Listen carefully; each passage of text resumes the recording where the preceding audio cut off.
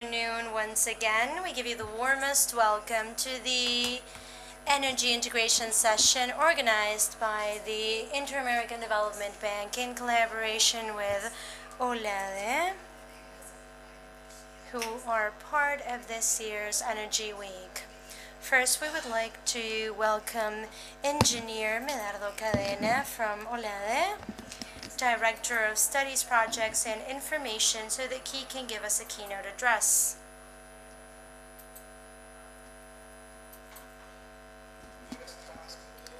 Good afternoon, everyone. Personally speaking, it is a true pleasure to be representing the Executive Secretary of OLADE in this opportunity, in this integration panel. It is a joy, personally, because I have had the good luck of working, participating, and being a part of the integration process of the region for the past years. In this opportunity, I also want to thank the International Development Bank and to all my friends of the Inter-American Development Bank for the organization of this panel and for the immense work that they have been doing towards regional integration. I also want to thank all the country delegates present here today, because it is the countries who are the true engines and main stakeholders that pull the efforts of OLADE and the agencies for regional integration. Once again, I want to give you the warmest welcome. Thank you and wish you the utmost success in this session. Good afternoon.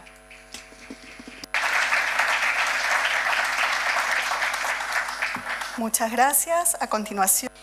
Thank you. Let us move on to Dr. Marcelino Madrigal, head of the Energy Division of the Inter-American Development Bank. Thank you and good afternoon, everyone. Thank you, Medardo. Thank you, OLADE, for this historical collaboration in the Energy Week. As you all know, the bank continues supporting countries in all of their historical integration processes from Central America to the Southern Cone. We have indeed witnessed significant progress in the Central American sector, where over 200 or 300 companies are freely selling energy among the countries, and they have demonstrated that a platform that enables commerce has really made the region more resilient. The way in which the Central American countries are supporting each other through this platform has been indeed valuable, regardless of the challenges that they face. And yet, we can do much more in the region. We have conducted studies in the bank, and we see that the region can easily arrive at 70% of renewables in the mix, thus saving investment and maintenance costs, making their systems more resilient. As a matter of fact, many countries of the region are on the right track. 16 countries of the RELEC initiative will arrive at 70% of renewables in their mixes, and some countries have actually reached 80%. So decarbonization, energy integration, and safety are compatible. They're definitely compatible. Now, climate events show us that integration has been vital in order to face these new realities. We have seen heat waves that were not perceived before. We have seen lack of water because of El Niño phenomenon, as we saw this year in Ecuador just a few weeks ago.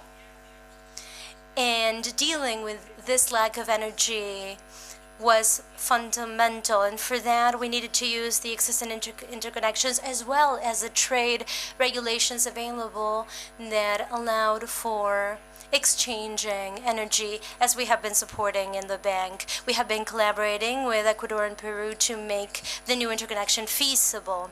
Now, these are not singular examples. We saw the same thing in Brazil last year, of Uruguay supporting Brazil and also providing energy to Argentina. So energy exchanges can continue being increased in Ciesur. We have conducted analysis that showcase that the existing infrastructure in the Southern Cone can lead to savings of 1.5 to $2 million. So having regional platforms for continuous energy exchanges that do not depend on political will that are transparent and predictable should definitely be the next goal of our integration. In the short term, we need to have energy markets that can become a platform for more resilient systems. We need to continue accelerating the SINEA integration process in order to establish a regional market. And from the institutions of the energy sectors, we need to help authorities have mechanisms in place to have more resilient systems so that they might not depend on political wills.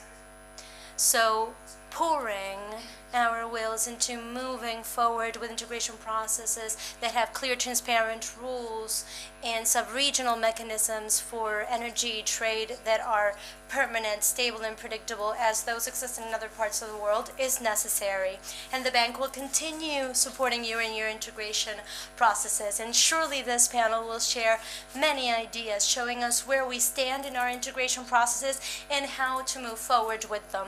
Once again, thank you to all the authorities that are here with us. Vice Minister Vistejo, Guadalupe from Central America, Ambassador Clarence Ricardo Arini, and all the authorities, thank you very much for joining us today in this panel. And once again, thank you to OLADE for organizing this with us. Thank you.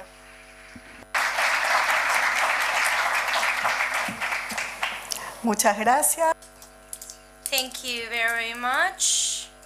Now we have Gustavo Herrera, Coordinator of Development of CELA, who will be participating virtually. Can you let us know if he is connected?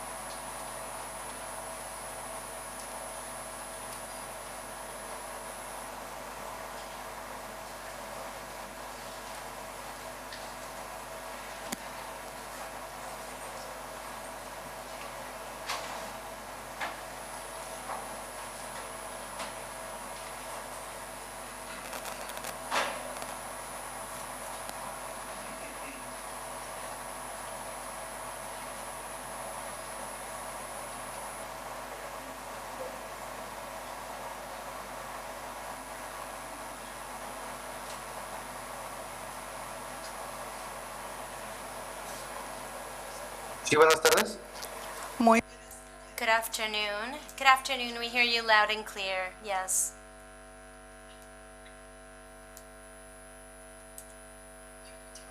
We can hear you. Please go ahead. Thank you very much and good afternoon. It is a true honor to speak on behalf of the Permanent Secretariat of the Latin American and Caribbean Financial Secretariat, who unfortunately, due to force majeure reasons, has not been able to participate here today. Esteemed Andrés Rebolledo, Executive Secretary of OLADE, I want to thank you once again on behalf of the SELEC for having us here in this 8th Energy Week, a prominent event in the benefit of our region. Esteemed Sir Marcelino Madrigal, Head of the Energy Division of the IDB, have my warmest greetings. Esteemed participants, currently the demand for energy in Latin America and the Caribbean continues to grow, and we expect this trend to continue in the next few years. According to the International Energy Region, the region will need to invest $2.5 billion in order to satisfy the energy demand by 2030. As you know, the energy system in the region can provide us social, financial, economic benefits for the region. So in the SELEC, we are aware that through cooperation and integration at the regional level, we can simultaneously obtain general benefits in the reduction of the cost of energy, emission of greenhouse effect gases, investments, and an extension in our systems. although the energy integration processes have been ongoing for many decades, we still know that there's a long way for us to keep going. This is a phenomenon that is not exclusive in our region, and yet energy integration at the regional level is a complex process from many perspectives. And in that sense, we need to consider the obstacles for interconnections, and we need to understand that now more than ever it is necessary for us to reinforce electrical interconnections in the region.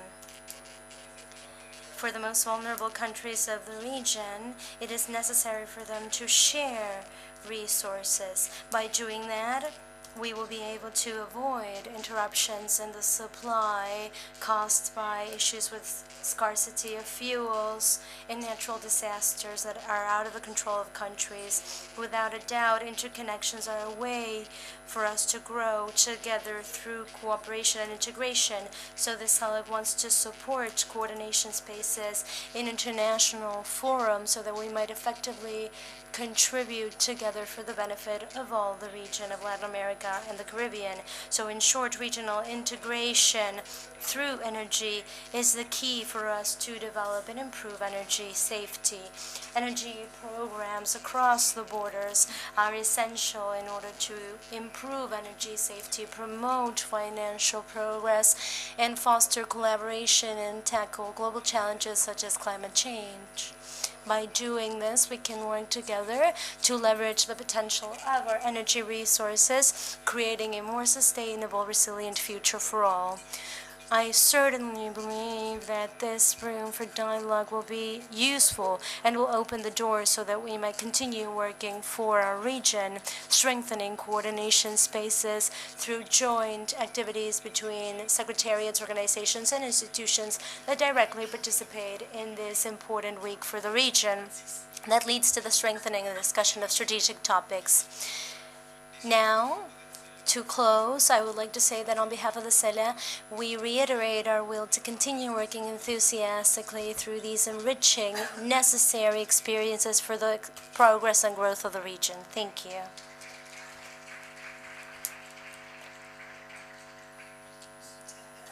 Thank you. We now begin with the session. First, we would like to present Ricardo Borini, Head of Energy Transition Roadmaps of the IRENA, who will present the REMAP study.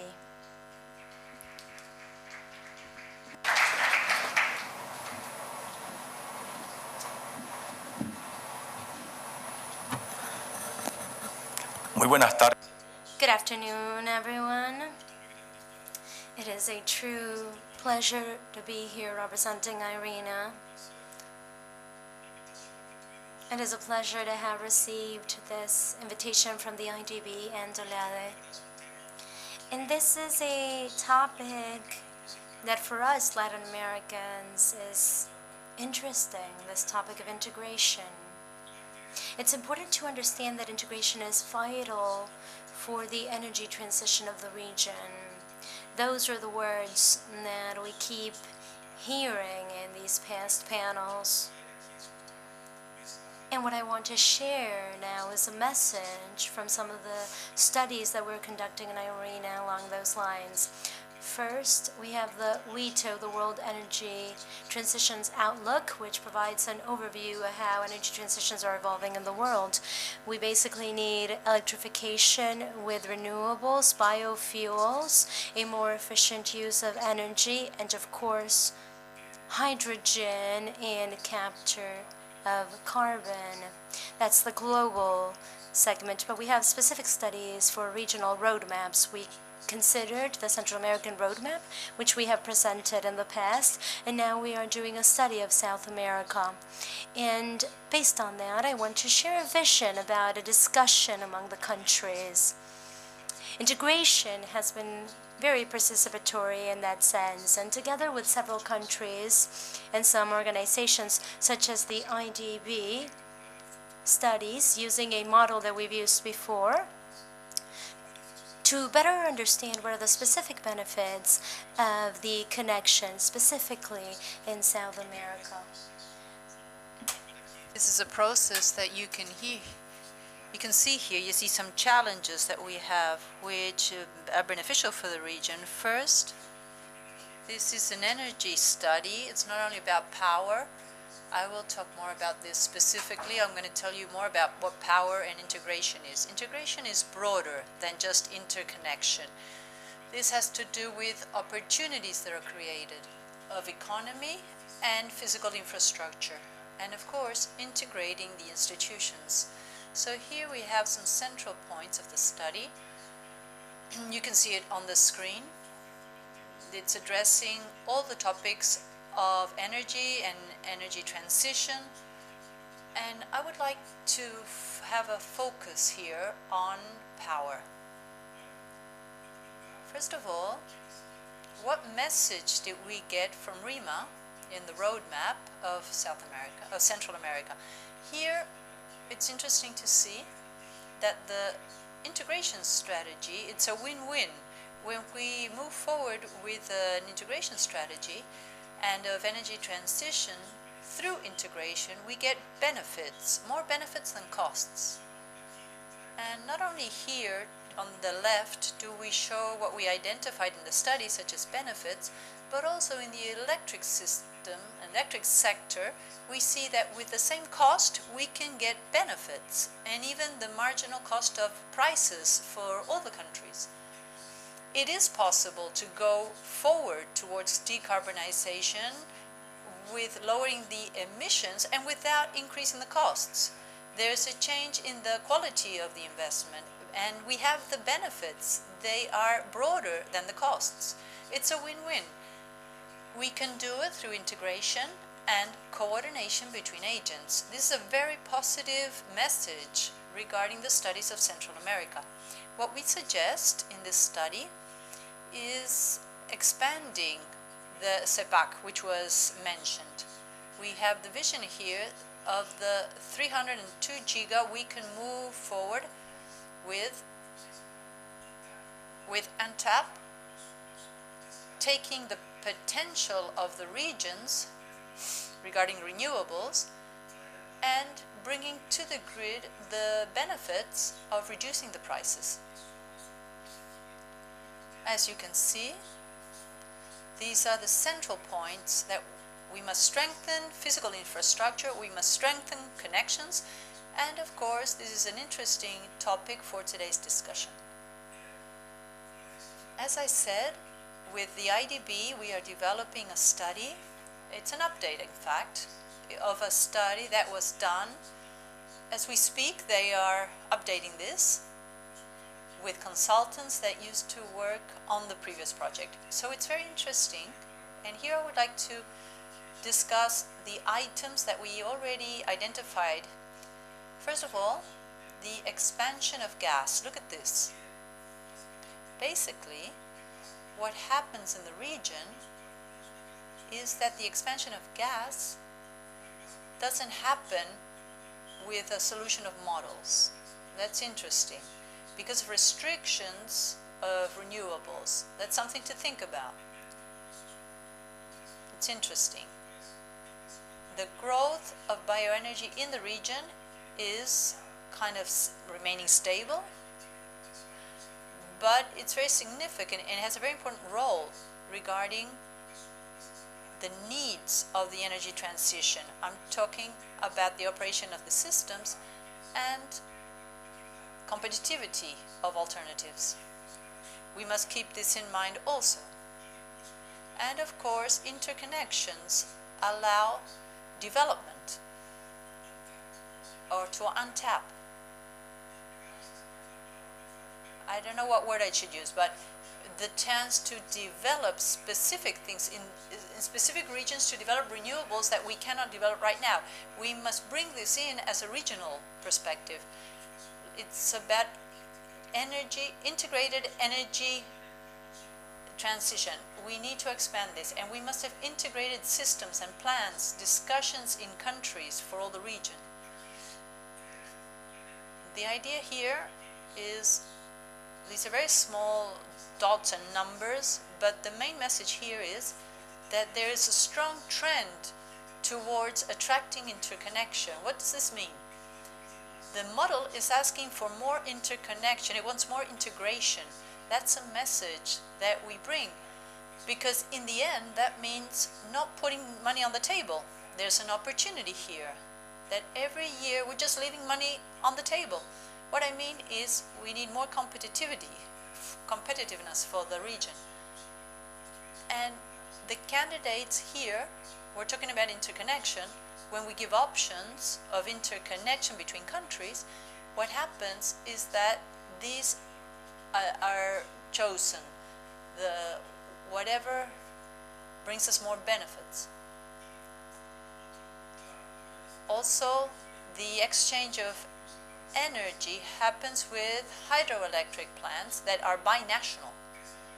And thinking about integration and opportunities, we could also take that as a message. How can we plan jointly the strategies for this in the region? To expand markets, to have integrated regional planning. That's a message. Thank you very much. These are the main items I mentioned regarding benefits, potential benefits. As I said, more renewables, the efficient use of renewables and hydro energy, less natural gas, that's a consequence, that's a possible consequence. Also more centralized coordination, more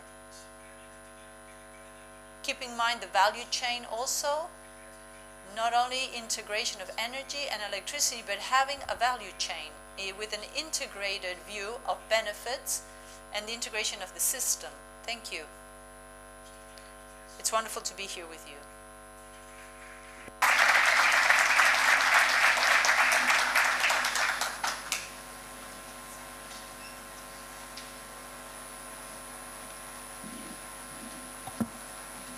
Muchas gracias. Thank you. Now we will have the panel with our guests. So we're going to welcome our panelists. I'm going to call Mauricio Bejarano, Vice Minister of Mining and Energy of Paraguay. Thank you. We also invite Guadalupe Gonzalez, Director of Electricity, National Secretariat of Energy of Panama. We also want to invite Engineer Elvis Telo Ortiz, General Director of Electricity from the Ministry of Energy and Mining of Peru. And our moderator, of course, who's Jesus Tejera, who is from the IDB.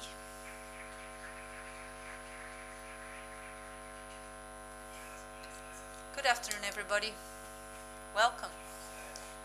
We are going to start the session of it's the second part of the integration session. It's been structured in 2 blocks.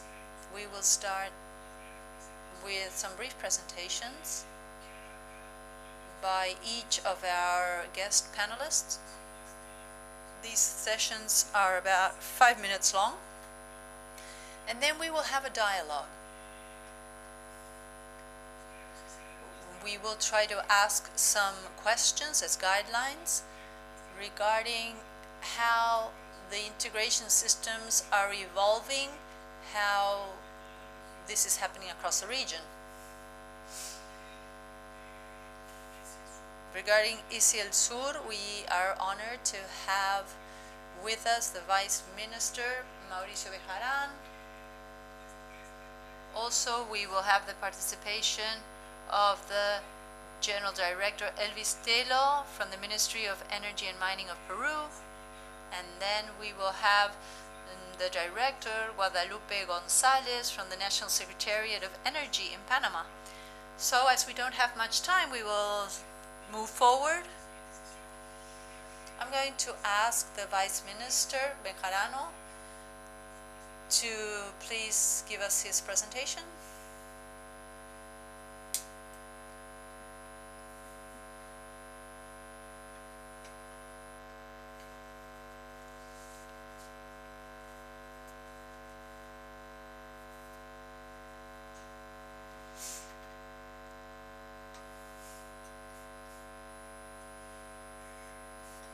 Good afternoon.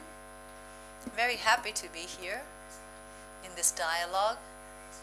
I'm very thankful to OLADE, and I'm thankful to IDB also. And I'm here to present what has been done, what we call CSUR. And I celebrate this work because a very long time ago, we started talking about energy integration in different forums across the world. But the fact, the reality of this is that integration has to be done with actions and not words, with a political will, with harmonizing standards and regulations for this to happen. And I've seen the work process that started some years ago, and it continues to be worked on, where we've already obtained some interesting results regarding CSUR, and also we have an advantage, and it's that in our countries we are integrated in a factic way, and we have to focus and highlight that this integration must be done in a more efficient way and every day with greater strength. As I said, we have an infrastructure, we have 5 interconnected countries, we have 3 hydroelectrical centrals, they are binational. Our country has 2 with 2 neighboring countries that are very important, Argentina and Brazil. And among the commitments agreed upon in CSUR, we had tasks to do. We had to have a dialogue between Paraguay and Argentina and with Brazil. And we have, as a region, another very important element. It's a lot of energy that is produced in this part of the world, and it's renewable energy. Today, we have that competitive advantage at a global level, and that competitive advantage cannot be lost in our continent. I always say that we are very lucky to have the natural resources we do, and we must continue in this process to produce renewables and to have effective integration. The goals of CSUR are established in strengthening integration and studying the technical committee, economic committees, and also harmonizing the regulations. And there's a very big challenge here as a region in order to achieve that integration. At the end of the day, infrastructure always finds funding. At the end of the day, the technical problems find solutions. And I believe the greatest challenge we have is to harmonize the regulations so that this integration can become a reality. This is the schedule or the timeline of our work. These are the studies that have been carried out. This timeline is what I referred to at the beginning. We started in 2018, and we held the last meeting very recently in Asunción, Paraguay, and we are trying to have these results. We're working very hard to have all these results that we have obtained. We still have a lot of work to do.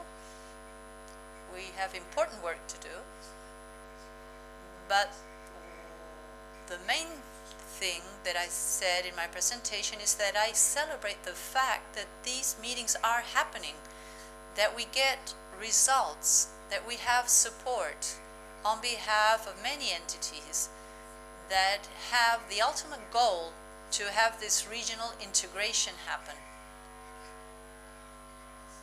I think it's clear here what has happened, what was said recently regarding what the climate is doing to us at a global level.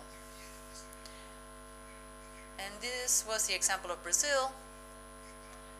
how this complementarity of the countries was good to overcome the problems of our neighboring country, and how we could see this complementation between the countries, each one of the countries with their own strengths, including natural gas of Argentina, that, as I said, will continue to be a determining factor for the base of renewables. And we have that in Argentina. Okay, the challenges for the future, I've already mentioned some, but I've put this down in writing. We must move forward in compliance of the actions. We must try to harmonize interconnections, and for that we have technical studies, works, we have bilateral dialogues. This is very important to have. We know that many of the decisions that will be made in this sector will have to do with political things. So those bilateral dialogues will be fundamental.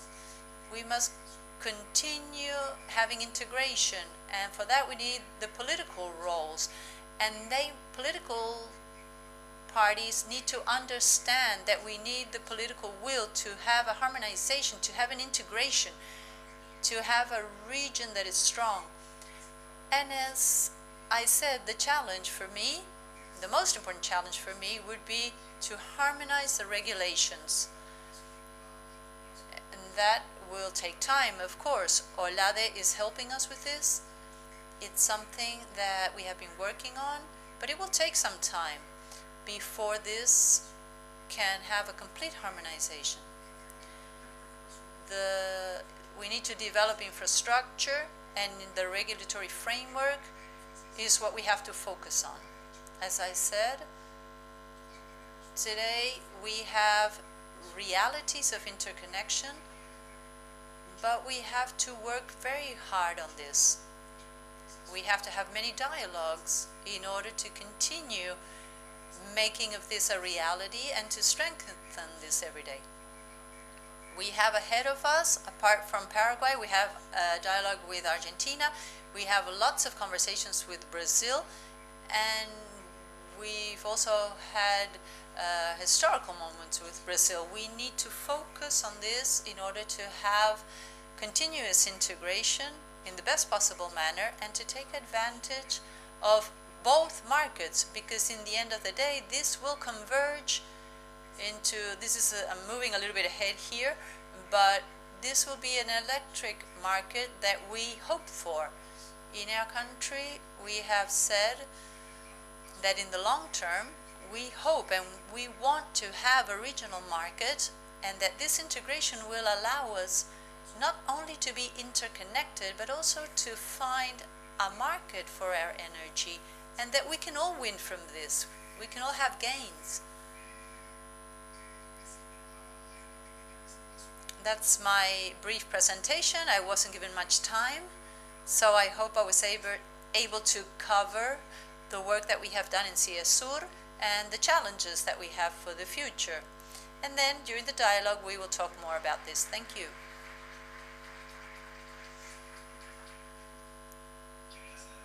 Thank you, Vice Minister, for your presentation and also for presenting many topics that we will be discussing in the dialogue. Now we will give the floor to Elvis Tello, the General Director of Electricity from Peru.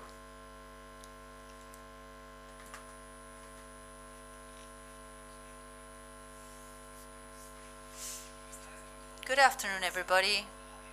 My greetings to OLADE and the IDB for this initiative. Thank you for bringing us all together to discuss such important issues for all our region, for all of South America. My presentation is about Peru and what we are doing, which is electrical connections with our neighboring countries in Chile and Ecuador. Today we have with Ecuador a connection of 220 kilowatts. Here it says it has a capacity of 50 megawatts, but we only use it when we have emergencies. It's a asynchronic connection. It doesn't allow the country to export always. So it's more related to emergency cases. And it's not really an interconnection if we talk about this, because the only thing it allows us to do is to transfer power or loads. So when Ecuador is lacking energy, we connect and we just give them what they need for some time, and in the border areas. Same with Peru. When Peru needs energy, they connect, and we only give them energy in the border. So it only happens in emergency cases. So the way in which we are carrying out this transfer of energy is in the decision CAN 757. There's no subsidy to exports or imports, or is there any tariffs or restrictions? This is a project which is beautiful. I like to talk about this. The interconnection of 500 kilovolts between Peru and Ecuador, this is becoming a reality. This project is a great project that Leme Engenharia of Brazil has participated. As the Vice Minister of Paraguay said, it's been a will of both countries. We have agreed to move forward with this project. And this started in 2012, where we had the goal of having this interconnection. See how much time has passed since we started with this, and it's nearly a reality now. So this project keeps in mind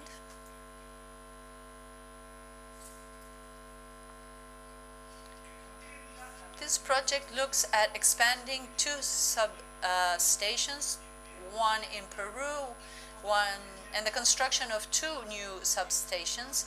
Those two new substations will be Pasaje and Piedra Nueva. Today it's called Mielgrao. This part, the part in Peru, it has two parts. The first one started in 2020. We already had a start, and that's a project that you can see below. Today it's being implemented, and it will start operations in 2024, April 2024. The next part, which is on the part of Peru, will go from Villanueva to the border. Our friends from Ecuador know this very well, and the way to implement the project is also a challenge. It's a different challenge, because in Ecuador, the electrical sector is public, so it needs other types of implementation. In Peru, we practice what we call private-public implementation. So, the execution from La Niña to the border will be done with a private-public association. It will be with public funds. On October 26 this year, we signed the agreement so the private company can start building the part from La Niña Piedra Nueva to the border, where they will interconnect. Technically, while it's a border where they will connect both parts of La Niña, we've had to make this homogeneous to standardize technical matters. Regarding our progress with Chile, we've finished a study of interconnection between Peru and Chile of 220 kilowatts in 2019.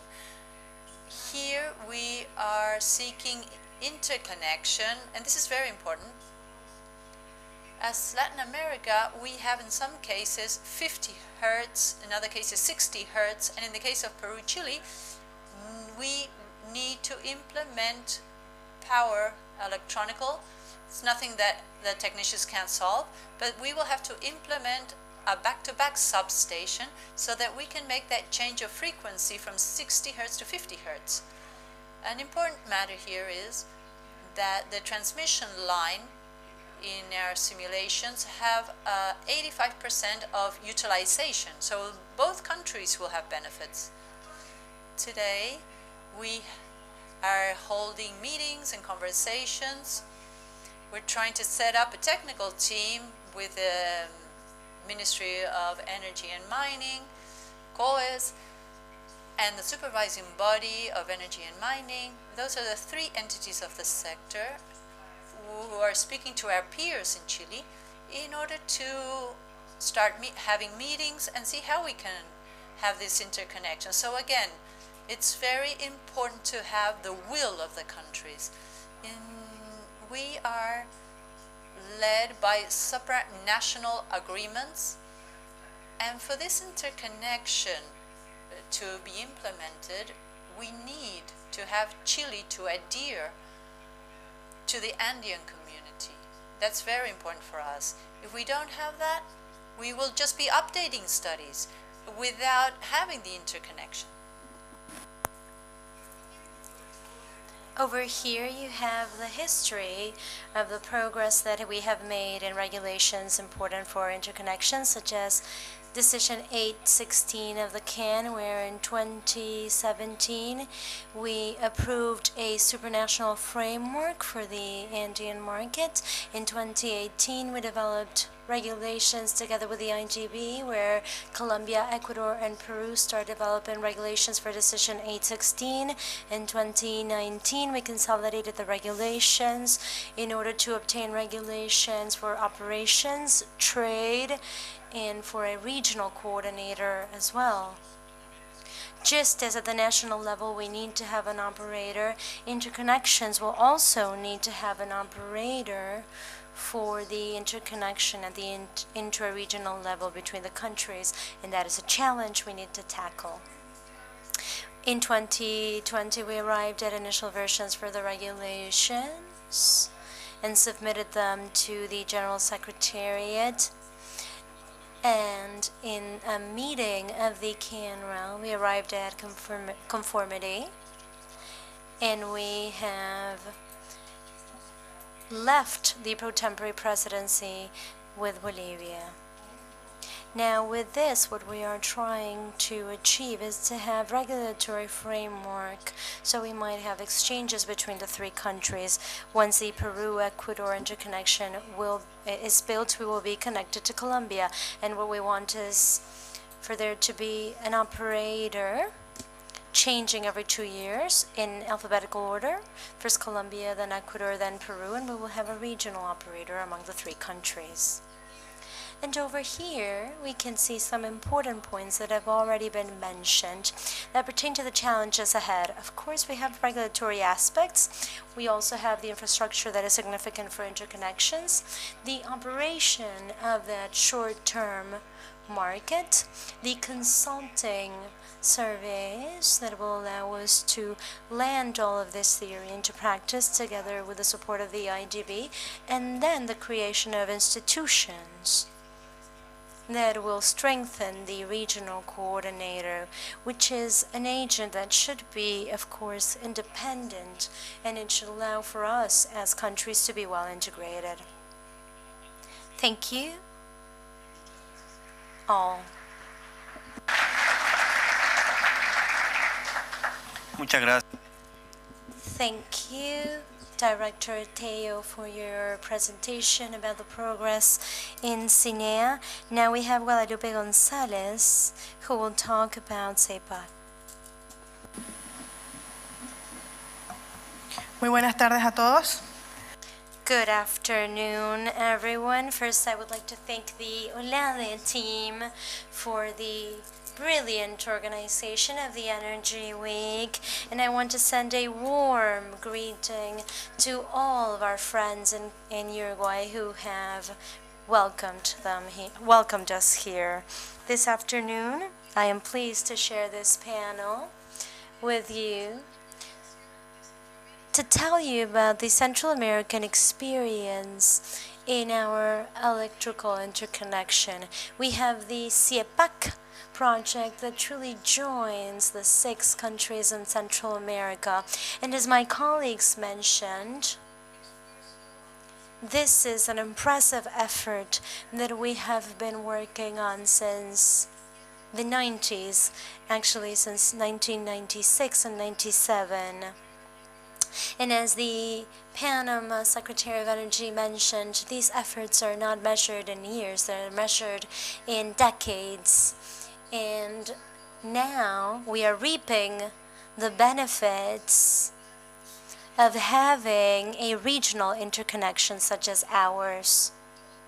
Without a doubt, the inception of this project was based on international cooperation that sought to improve our skills and our financial benefits as a region.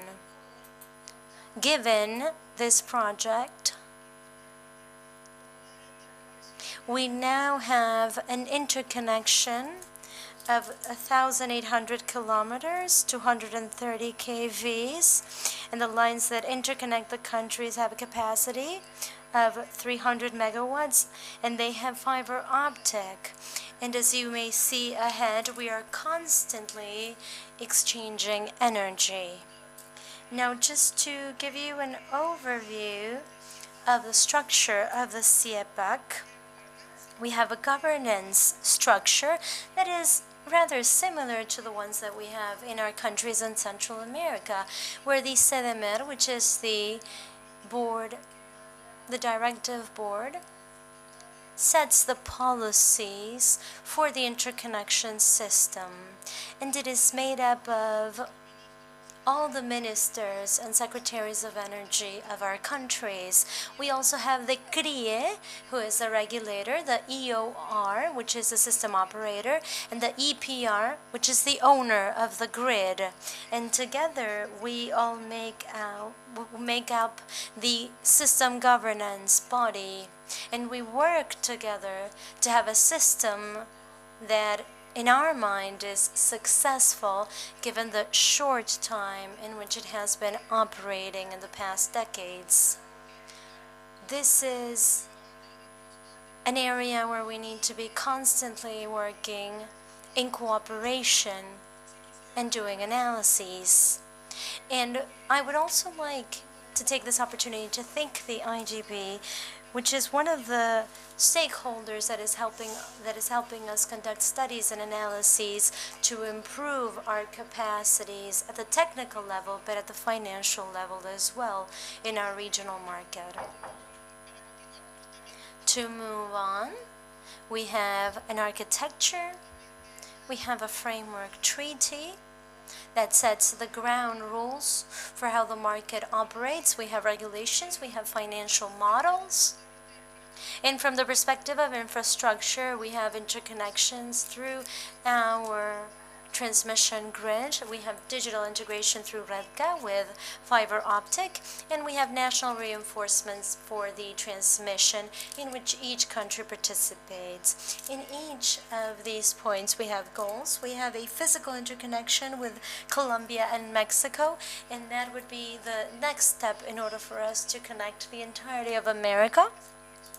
And we have this physical connection as a goal, but also we consider that as a new market. Just to show you, since the moment where we began operating as the CEPAC, we have reached peak exchanges last year, where we exchanged 3,000 gigawatts per hour annually. And we can see here that year after year there has been an increase in the need of our countries to use this system.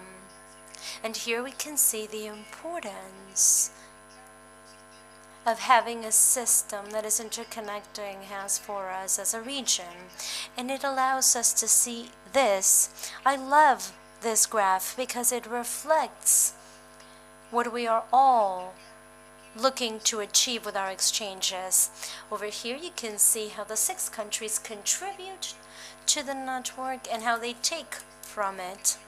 Guatemala is one of the countries that injects the most energy into the grid, and we can also see which are the countries that are consuming more energy, and we can also see how there is a progressive variance in the consumption per country. So I think this is an interesting graph to share with you.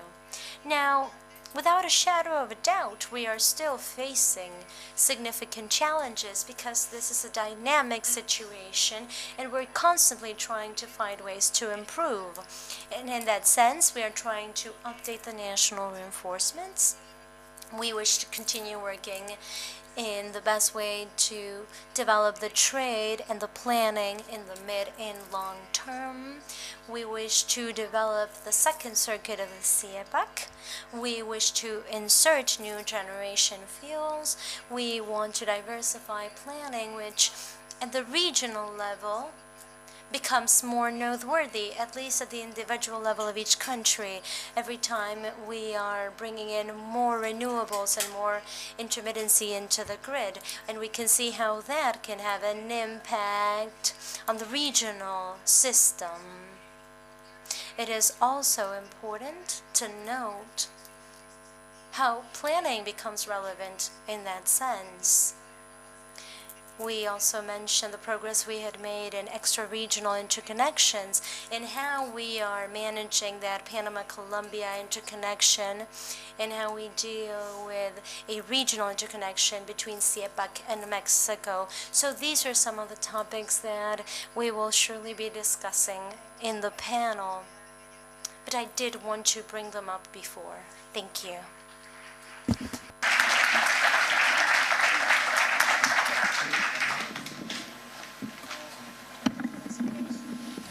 Muchas gracias. Thank you very much, Director Gonzalez, for participating and for your presentation of CEPAC. Now we will move on to the dialogue. Here we have some questions as guidelines. I'm going to ask the panelists to answer these questions based on their knowledge of how we can go more in depth in all the aspects that you are carrying out. Vice Minister, you talked about harmonization of regulations, also complementing resources in the electrical market. We know that Ciensur has a lot of infrastructure for interconnection, and one of the objectives of Ciensur is to have better gains with that infrastructure and have greater exchange. With that objective in mind, what actions do you consider should be implemented next year in order to move forward with that ambitious agenda of Ciensur, of having greater exchange through the roadmap that has already been prepared? Well, as you just said, our roadmap has been finished. It was a short-term roadmap where we established commitments of each country so that these realities can be true. And obviously, we have on the table the bilateral dialogues and also bilateral infrastructure works. Every country of Ciensur has committed, Paraguay with Argentina, and so on, all the other member countries, to make sure that this roadmap will very shortly show advances. In many cases, it will be just to strengthen the interconnections that already exist. For example, Argentina has been having a dialogue with the National Administration of Electricity, and on the other hand, it's going to use Paso Gualam-Clorina. So every country has made a specific commitment, and they must commit to it and comply with it in the short term.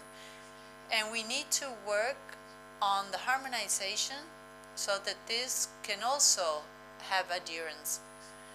Because there are very particular situations in this group of countries. In our country, we have ANDE, it's the National Administration of Electricity, with all the electrical sector. And on the other hand, we have a Brazilian market, but what we seek with this integration is to reach the market. As a country, we would like to have our generation in the markets of Brazil and Argentina very quickly so that we can use that surplus and the new generation that we will have. So every nation has committed to different axes. Every country has to focus on different things and to harmonize the regulations. On this, we will continue working on with OLADE and other agencies so that it will occur. And there is no resistance to dialogue on any of the parties because we all see this as a benefit for our countries, so that the energies will have a market that in the end of the day is what will motivate private investment and the generation of the countries. Thank you very much, Vice Minister.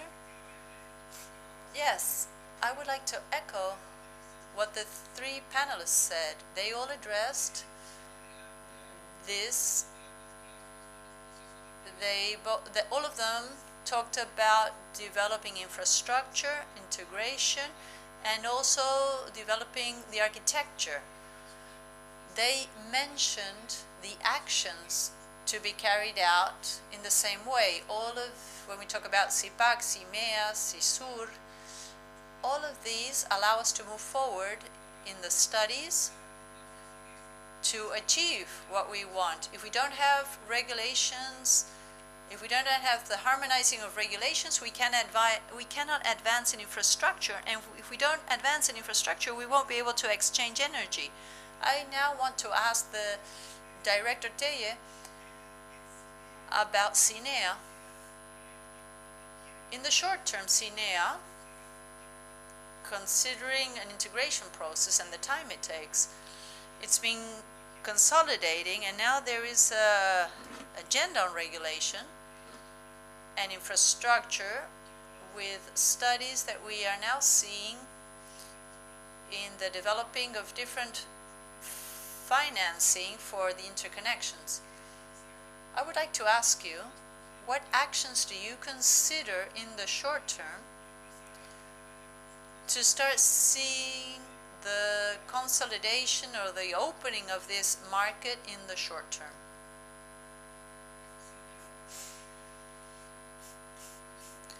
Well, firstly, we need harmonization of internal regulations of countries. And that is essential so that we can all advance in this.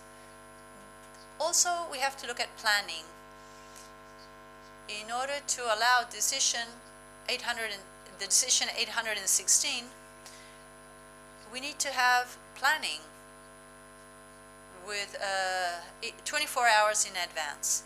So a country that said, I want to sell so much energy, it will have to comply.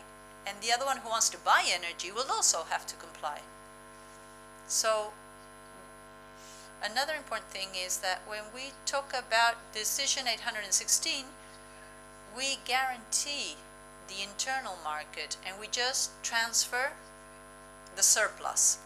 That's why planning is so important. Regarding what's important to consolidate, this is Colombia, Ecuador, Peru, and Bolivia. We've invited Chile in some opportunities to belong to SINEA.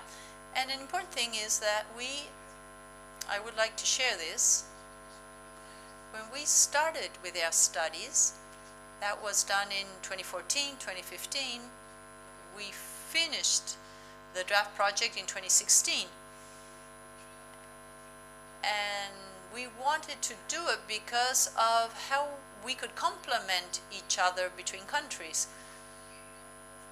When Ecuador, for example, has droughts, well, we usually have a lot of rainfall, so we can give them cheap energy, and the other way around.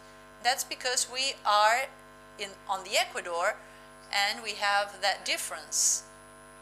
So that brought benefits to both countries. And that's why we have moved forward with this. La inversión privada es... Also, private investment is very important. Every country, according to the mechanisms, can have their own infrastructure.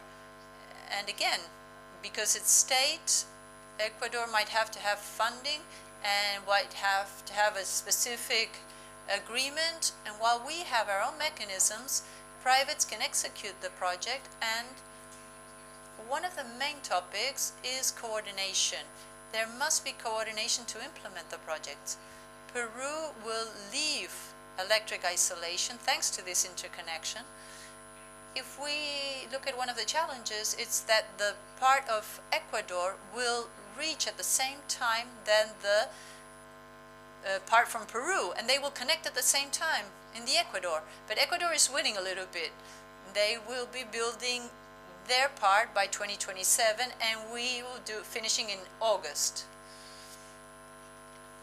I think that we can still move forward with this. But of course, there are still some risks. Thank you so much. Yes, you talked about planning and harmonization. This is so important in order to move forward with integration. Also, the participation of the private sector. A great example of this is having private investors and public investments also to advance in integration. And I would also like to ask you about CIEPAC. If Guadalupe Gonzalez, of course, CIEPAC has a whole history, and they've left a footprint regarding integration processes, not only by national but also in group, a single infrastructure that connects 6 countries of the region. In that sense, and thinking about a process of consolidation, not only of infrastructure but also of markets in action, what are the actions that you consider should be implemented in the short term to move forward and having more interconnection and strengthening the institutions? Well, thank you very much for the opportunity. In fact, although CIEPAC already has many years operating in this area, it still has a lot of opportunities for improvement.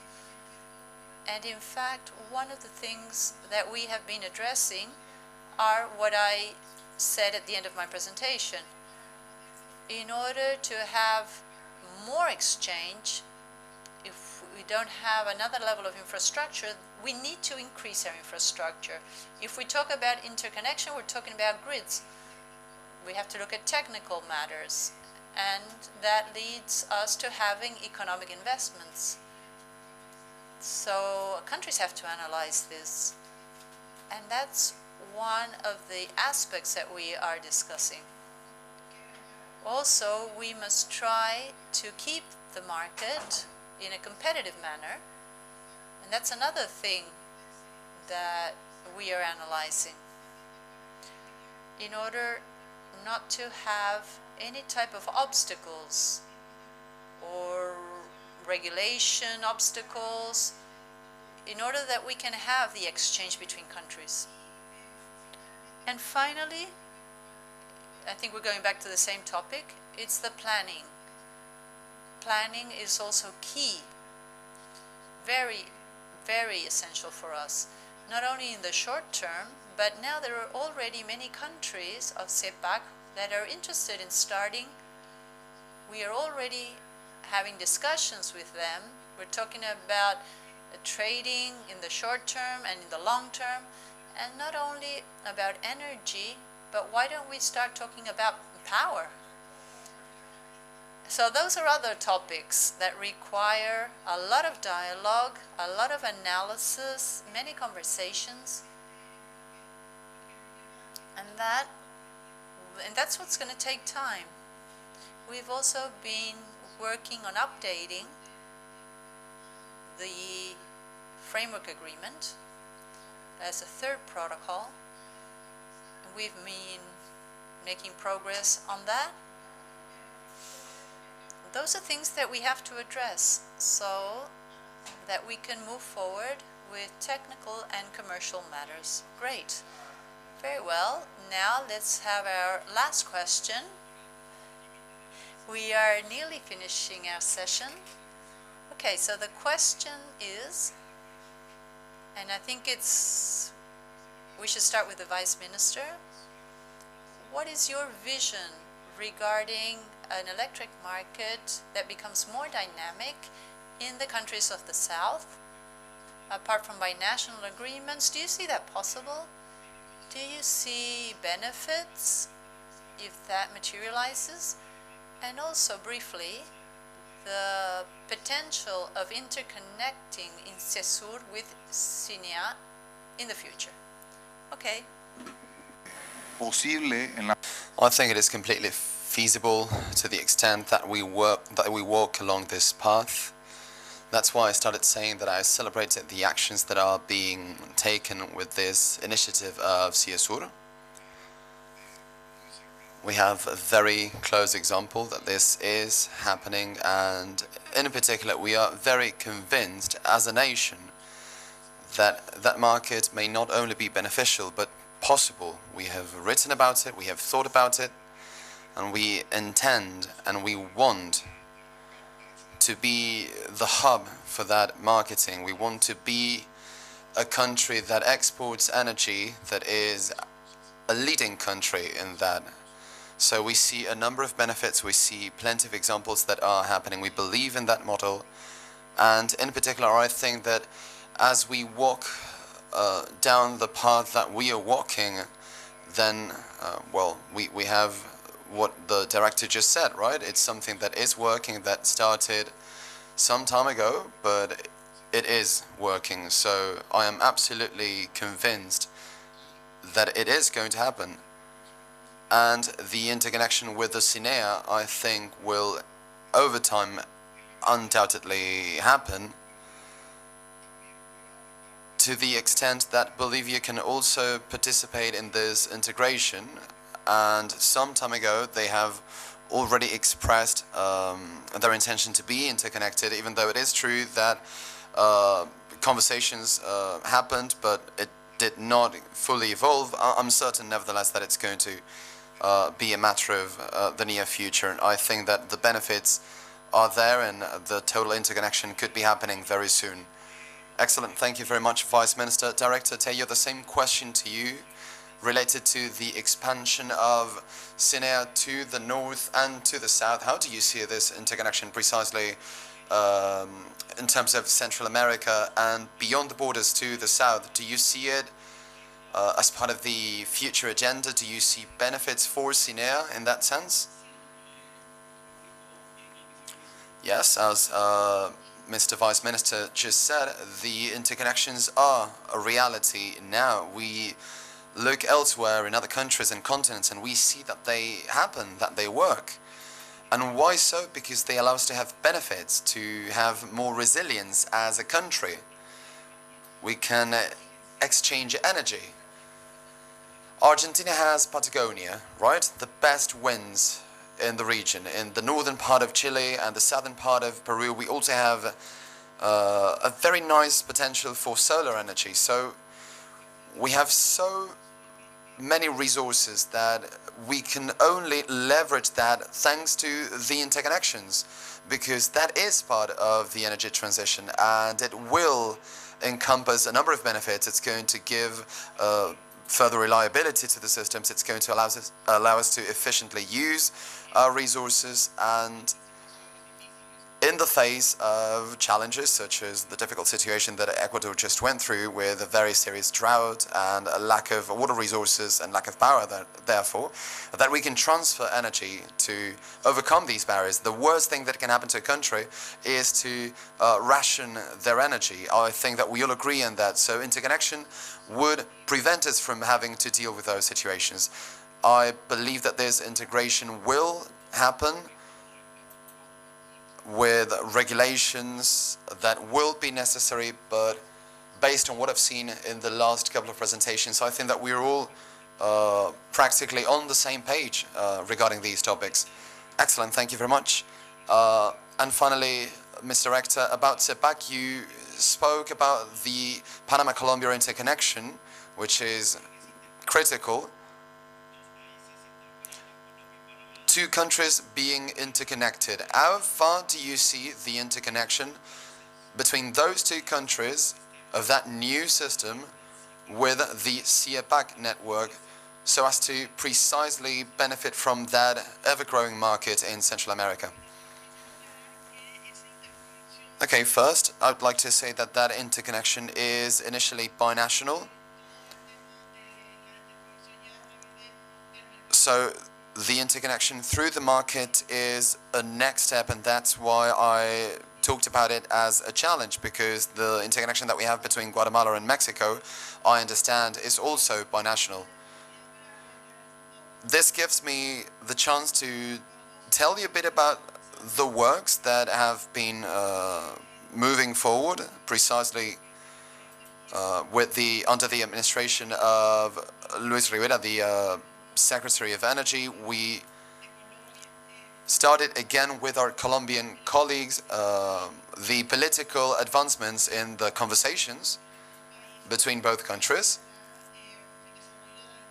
And this is all towards developing the Panama-Colombia interconnection.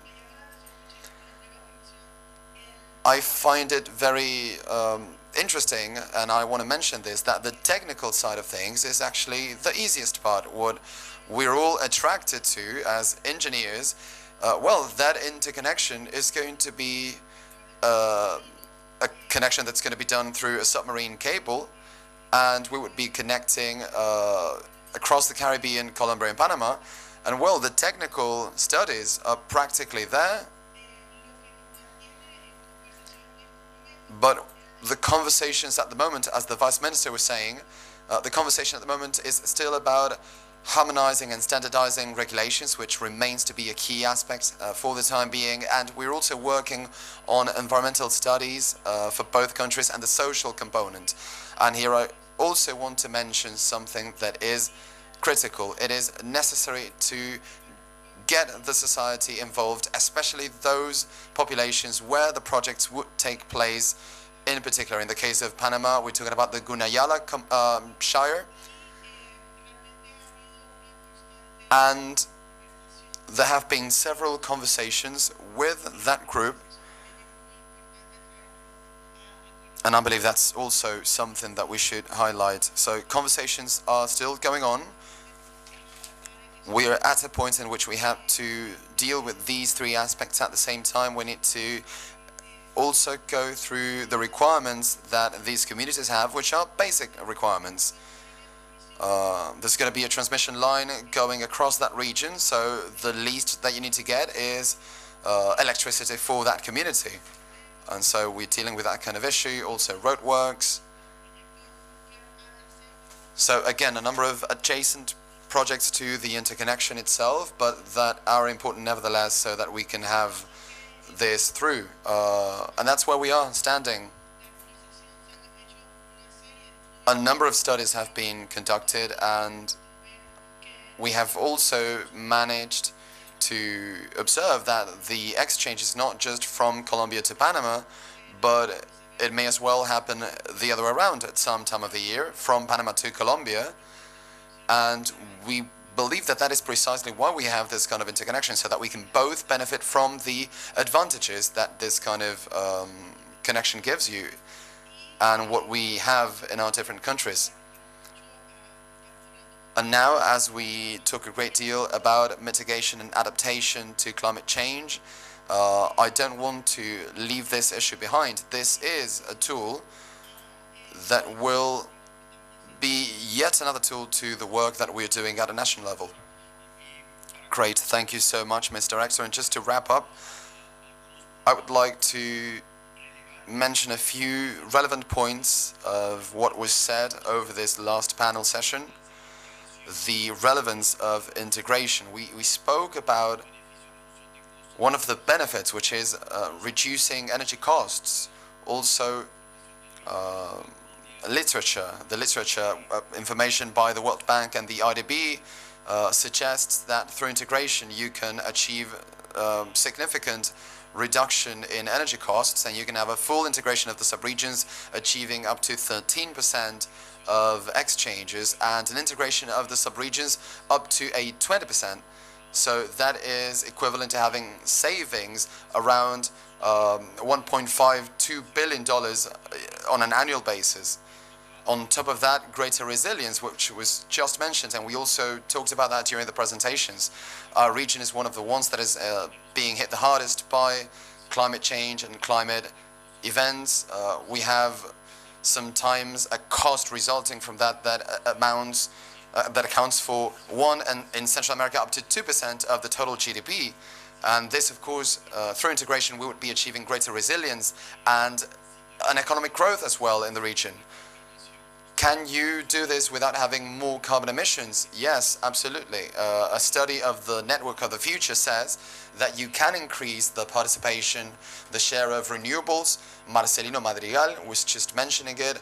The ECLAX goal combined with a regional integration would allow us not only to achieve growth with a reduction in carbon emissions, but also to address the commitments set out in the Paris Climate Agenda. So without anything else to say, I would like to thank the participation of the Vice Minister Mauricio Bejarano in this integration session. And we will keep on working, providing you with support in the leadership at CIESUR. The same for Mr. Director Elvis Tello at the CINEA, taking forward this pro-temporary coordination during this year and next year. Thank you for your participation, and the same goes to Director Guadalupe González for sharing her views on the evolution process of CIEPAC and the steps into the future. So thank you all very much for your participation, and we hope you have a very good rest of the week. Thank you very much.